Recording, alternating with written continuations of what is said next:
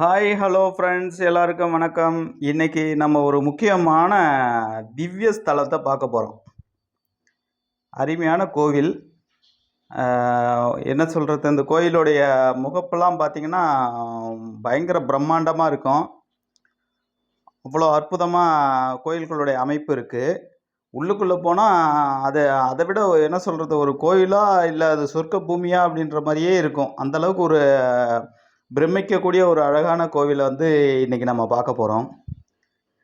இந்த கோயில்களில் சில முக்கியமான சிறப்புகள்லாம் இருக்குது. அது என்னென்னன்றத நம்ம ஒவ்வொரு கோயிலாக பார்க்கும்போது பார்ப்போம். இந்த வீடியோக்குள்ளேயே ஒரு 3 கோவிலை நம்ம கவர் பண்ணியிருக்கோம். இந்த 3 கோவில்லையுமே ஒரு சில முக்கிய நிகழ்வுகள் இருக்குது. அது கூட சில சிறப்புகளும் இருக்குது. அந்த சிறப்புகள்லாம் என்னன்றதையும் நம்ம பார்ப்போம்.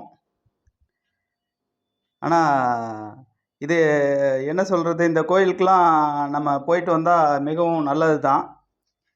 வாங்க நம்ம இந்த கோயிலில் என்னென்ன இருக்குது, எப்படி இருக்குது, எங்கே இருக்குன்றத முதல்ல பார்ப்போம்.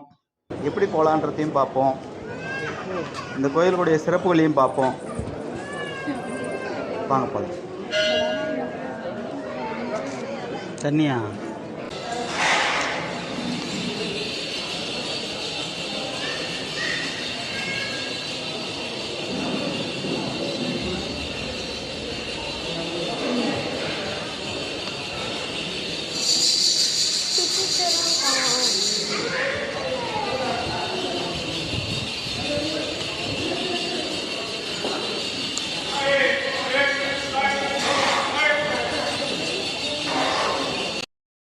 நம்ம இந்த கோயிலுக்கு முதல்ல நம்ம கோயம்புத்தூர்லேருந்து ட்ரெயின் ரூட்டில் போயிடணுங்க. இந்த கோயில் எங்கே இருக்குன்னா திருச்சூரில் இருக்குது. திருச்சூர்லேருந்து உள்ளே போகணும். நம்ம கோயம்புத்தூர்லேருந்து ட்ரெயினில் கிளம்பிட்டோம். Train ticket up and down ticket book பண்ணிட்டு கிளம்பியாச்சு. ட்ரெயினில் போகும்போதே பார்த்திங்கன்னா 2 சைடும் நல்லா என்ன சொல்கிறது, ஒரு இயற்கை நிறைந்த இடமா தான் நிறையா இருக்கும். அப்படியே பாலக்காடு ரீச் பண்ணிட்டோம். பாலக்காட்டை ரீச் பண்ணி திரும்ப அப்படியே வண்டி கிளம்பிடுச்சு.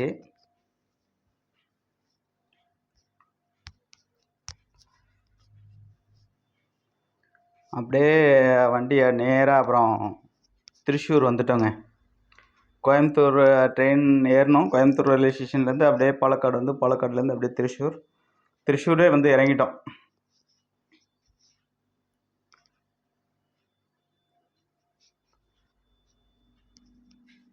இந்த திருச்சூர்லேருந்து ட்ரெயினை விட்டு இறங்கினோடனே வெளியில் போனோம்னா பேக் சைடில் ஒரு என்ட்ரி இருக்குது. பேக் சைடு என்ட்ரியில் வெளியில் போனோம்னா அங்கே பஸ்ஸு வருங்க.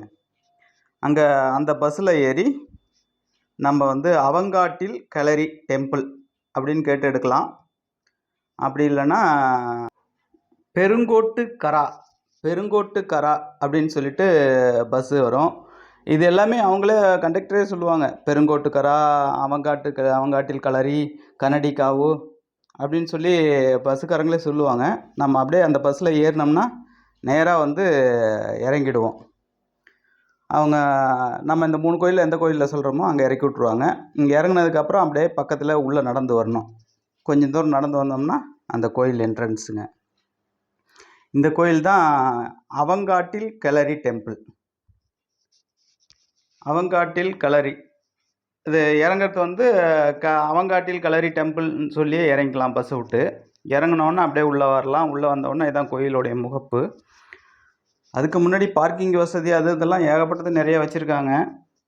பைக்கில் போனாலும் காரில் போனாலோ எதில் போனாலும் பிரச்சனையே கிடையாது. அந்தளவுக்கு பார்க்கிங் வசதிலாம் பயங்கரமாக வச்சுருக்காங்க.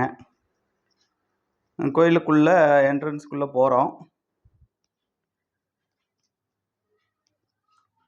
இதுதான் இந்த கோயிலுடைய உள்பகுதிங்க. அங்கே தெரியுது பாருங்கள், சின்னதாக ஓடு போட்ட மாதிரி.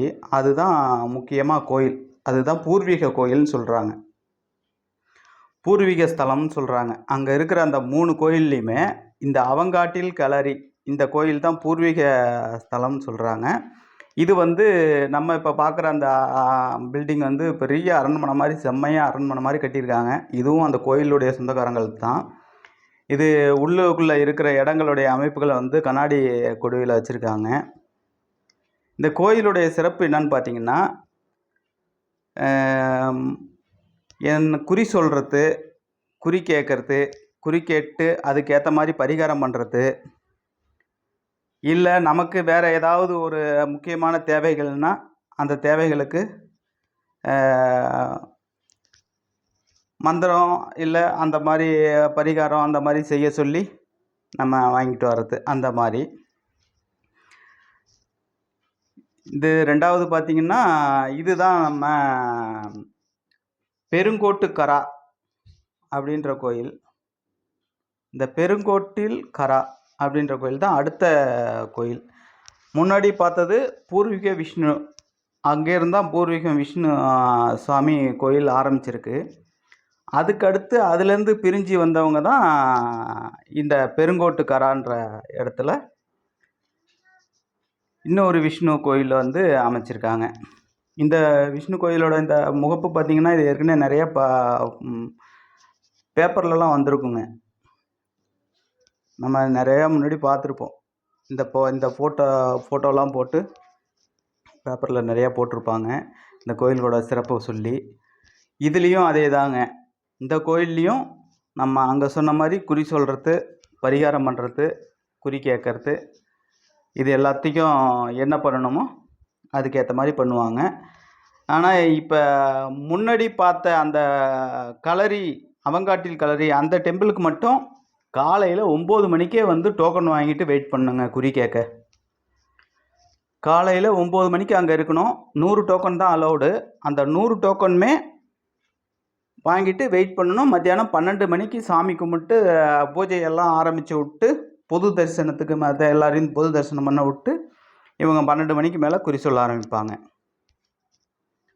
இது வந்து அவங்காட்டில் களரி முதல் ஸ்தலமான பூர்வீக ஸ்தலத்தில் நடக்கிறது. இப்போ நம்ம பார்க்குறது அதுலேருந்து ஒரு 500 மீட்டர் தூரத்தில் 2வது ஸ்தலம். அதுலேருந்து 500 மீட்டர் 2வது ஸ்தலத்தில் வந்து இவங்க தனியாக அந்த தெய்வ குரூப்லேருந்து பிரிஞ்சு வந்து தனியாக இவங்க பண்ணியிருக்காங்க. இந்த கோயிலும் அதே சிறப்பு தான். இவங்கக்கிட்ட வந்து நம்ம நேரங்காலம் தேவையில்லை. வந்தோம்னா எப்போ வேணாலும் டோக்கன் எடுத்துகிட்டு எப்போ வேணாலும் குறி கேட்டுக்கலாம். ஆனால் அங்கே வந்து முதல் கோயிலில் வந்து ₹1 தான் ஒரு டோக்கனுக்கு குறி கேட்க. ஆனால் இந்த கோயிலில் ₹500 ஒரு டோக்கன். ஏன்னா அது காலையில் 9 மணிக்கே வந்து நின்றுடணும். பட் இது எப்போ வேணாலும் வந்து வாங்கிக்கலாம். ₹500 டோக்கன் குறி கேட்கறதுக்கு. இந்த கோயிலுக்குள்ளே பாருங்கள், சரியான யானை அம்சங்கள். யானையை வந்து நேச்சுரலாக இருக்கிற மாதிரி ஒரு டூப்ளிகேட் யானை நிறுத்தியிருக்காங்க. உள்ளே பிரம்மாண்டமாக வச்சுருக்காங்க. உள்ளே போனாலே ஒரு தெய்வீக அம்சம் அப்படியே ஒரு சிறப்பான ஒரு காட்சியாக இருக்கும். கோயிலை சுற்றி உள்ளுக்குள்ளே இருக்கிற சுற்றி எல்லாத்துலேயுமே சிற்பங்கள் தான். இந்த சிற்பங்கள் 3 வடிவிலையும் வச்சு எழுதியிருப்பாங்க. தமிழ், மலையாளம், இங்கிலீஷ் 3த்துலேயுமே சுற்றி ஃபுல்லாக எழுதியிருப்பாங்க. இந்த கோயிலுடைய சிறப்புகளும் வந்து அதே சேம் அது தான். இதே மாதிரி தான் இன்னொரு கோயிலும் அவங்களுடைய பூர்வீக ஸ்தலமாக இன்னொரு குறி சொல்லக்கூடிய இடமாகவும் அமைஞ்சிருக்கு. அந்த கோயில் வந்து கனடிகாவு குட்டிச்சாத்தான் டெம்பிள்னு சொல்லக்கூடிய அந்த இடத்துல இருக்குது. இது நம்ம பார்த்துட்டு இருக்க 2வது கோயில். இந்த கோயிலில் நிறையா நம்ம சினிமா பிரபலங்கள்லாம் நிறைய வந்திருப்பாங்க. கோயிலுக்குள்ளே போயினோம்னாலே சினிமா பிரபலங்கள்லாம் ஃபோட்டோ வச்சுருப்பாங்க. இதுதான் நம்ம சொன்ன கனடிகாவு குட்டிச்சாத்தான் டெம்பிள். இங்கே அதெல்லாம் விட ஒரு முக்கியமாக என்னென்னா குளம் அமைச்சிருக்காங்க பாருங்க. அந்த குளத்தை சுற்றி நிறைய சிற்பங்களாக வச்சுருக்காங்க. அந்த 2 கோயில்லையும் இந்த மாதிரி அமைப்பு இல்லை. இது 3வது கோவில். கனடிகாவு குட்டிச்சாத்தான் கோயில்ன்றமல்ல, அதில் தான். இதில் குளத்தை சுற்றி நிறையா சிற்பங்கள் கோயில் வடிவில் ஐயப்பன் சுவாமி, விநாயகர் சாமி, முருகன் சாமி, ஈஸ்வரன் சாமி எல்லாமே இந்த கோயிலை சுற்றி நல்லா அமைச்சிருக்காங்க.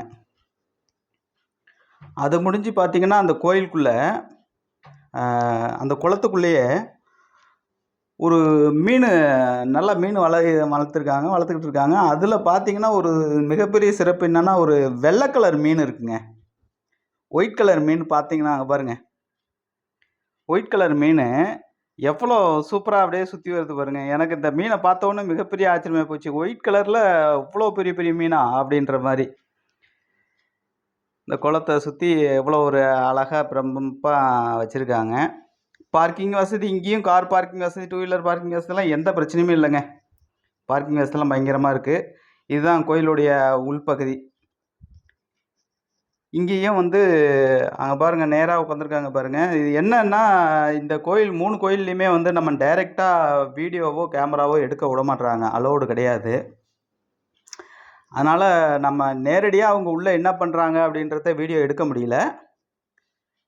நம்ம முடிஞ்ச அளவுக்கு சுற்று அமைப்புகளை மட்டும் வீடியோ எடுத்துகிட்டு அவங்க உள்ளே உட்காந்துருக்கிறதா இருந்தால் இதுவே வந்து கொஞ்சம் தெரியாமல் தான் எடுத்தது. உள்ளே உட்காந்துருப்பாரு பாருங்க, குறி சொல்கிற சாமி அந்த மாதிரி.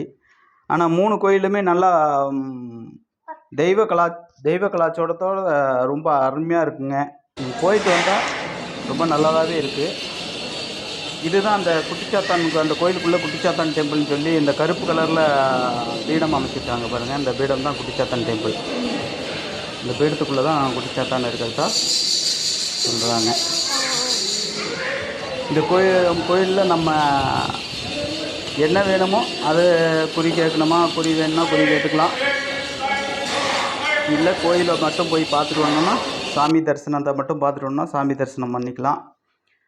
இந்த நான் அவங்காட்டில் களரின்னு சொன்ன பார்த்தீங்களா, அந்த கோயிலுக்கு போயிட்டு வந்தீங்கனாலே நமக்கு ஒரு மாற்றம் இருக்கும். நம்ம மற்றதெல்லாம் குறி கேட்கணும், போகணும், வர்றதுன்றது கூட தேவையில்லை.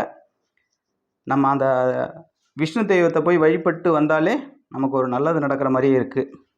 இது நம்ம அப்படியே வரும்போது பார்த்தோம்னா, இது ஒரு பார்க்கில் இந்த ஒரு வாழை மரத்தை பார்த்தேங்க. இது வாழை மரமா இல்லை பனை வாழையான்னு தெரியல. ஆனால் அற்புதமாக இருக்குது. ஆனால் வாழை நேச்சுரல் வாழை மாதிரியே இருக்குங்க.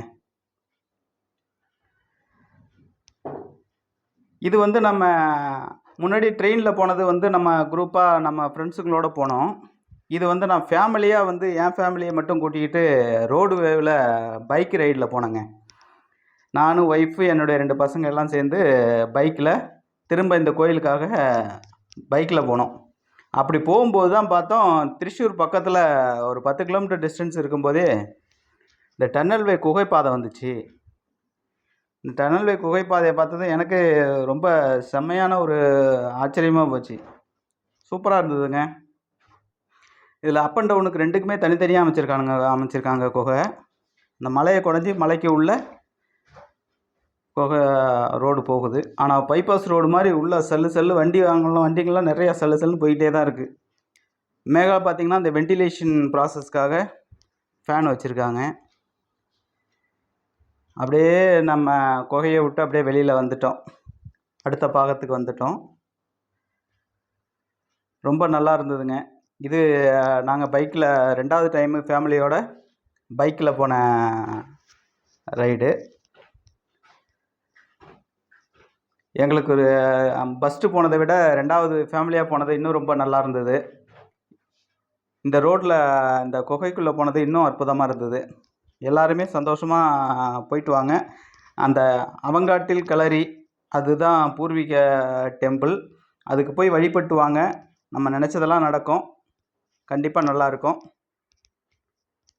எல்லாருக்கும் எல்லா நன்மைகளும் கிடைக்க வாழ்த்துக்கள். சந்தோஷம்.